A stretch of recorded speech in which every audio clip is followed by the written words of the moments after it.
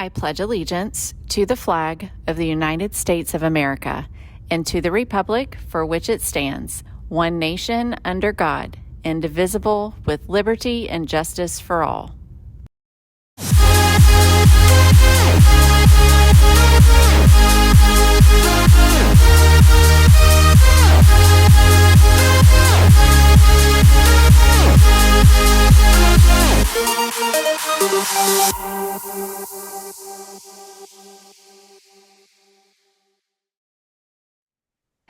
Hey, Brahmins, welcome back. It is Tuesday. I have a really busy week.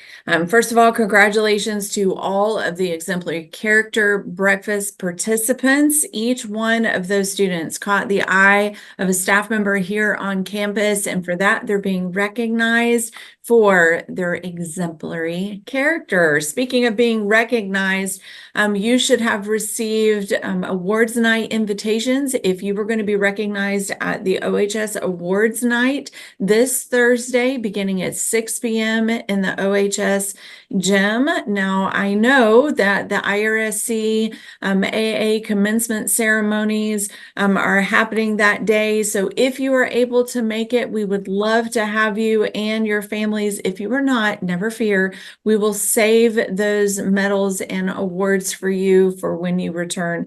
You can pick those up in the main office. All right, seniors, don't forget to vote for prom king and queen. Voting ends. Maybe that was yesterday. Was that yesterday? Voting ends? No, that's for today. Voting ends at 2 p.m. today.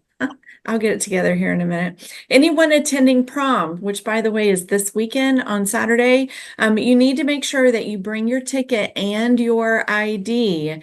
If you are coming with a guest, your guest and the OHS student must arrive together. The guest cannot check in without that OHS student because you are their chaperone for the evening. So you'll have to arrive together. Sophomores and junior class governing board applications were emailed last week. Stop by Miss Adams' classroom for a paper copy.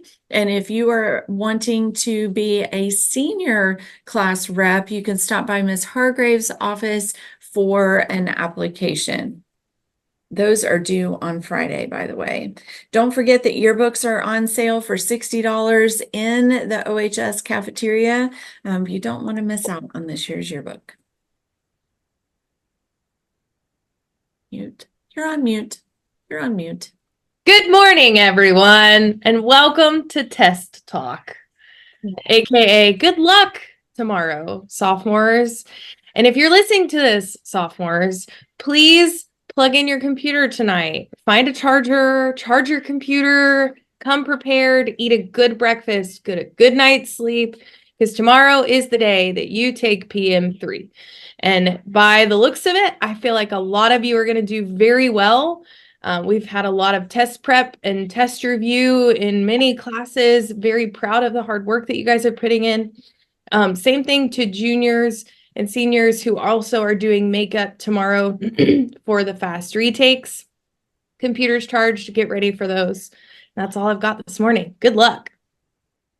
All right, good luck, freshman and sophomore on their test tomorrow, right?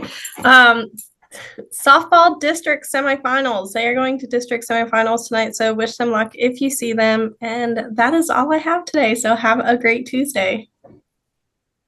Final reminder for freshmen, please make sure that you know where you are testing tomorrow, and all of you will come here tomorrow morning. So if you normally are at the main campus for first and second period, please make sure you take the bus here in the morning.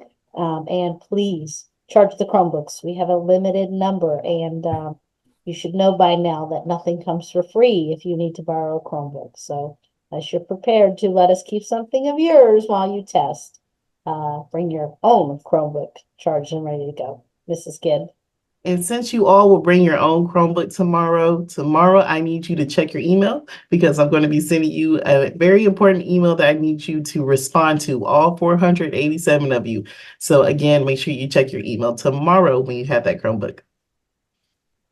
All right, I get to end today's with a shout out to our Ag Mechanics CDE team. They competed at the state competition and results were released. Okay, they won't be finalized until the end of today, but I think it's pretty safe to congratulate Faith Alexander, Evan McClanahan, Emmett Sumner, and Kason Limmerman for their first place finish at this year's state CDE Ag Mechanics competition. So congratulations to the four of you. I cannot wait for those results to be finalized at 5 p.m. today, I believe.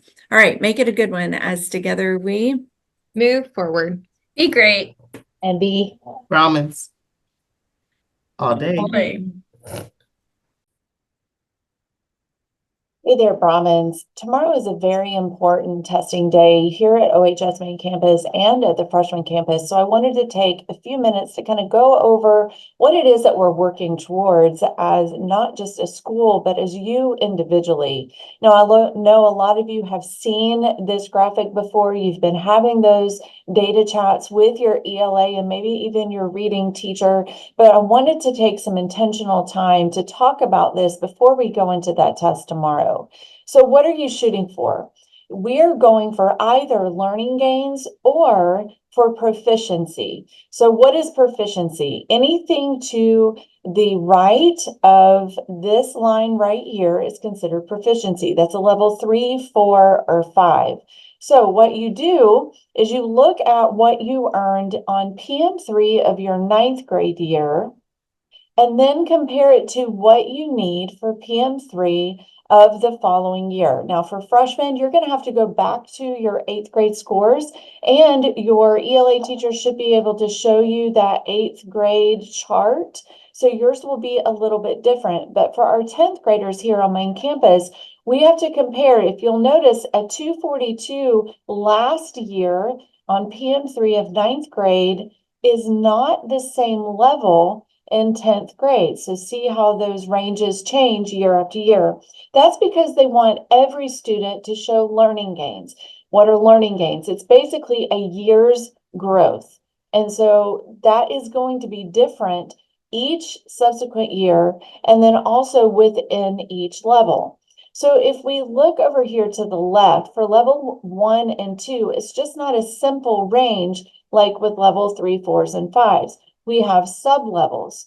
So to show learning gains, even when you haven't met proficiency, is moving a sub-level.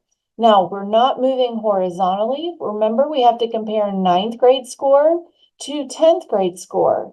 So a score that would take place in level 1 middle needs to then move to level 1 high. So at the most, let's say in 9th grade, the student had a 207.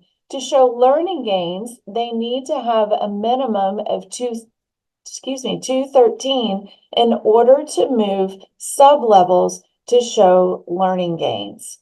We wish all of you the best of luck, but this test really isn't about luck. It's about being prepared and giving your best on the test. So get a good night's sleep. Come to school tomorrow with a charged Chromebook, and we cannot wait to see you show out on this test tomorrow. Have a great one.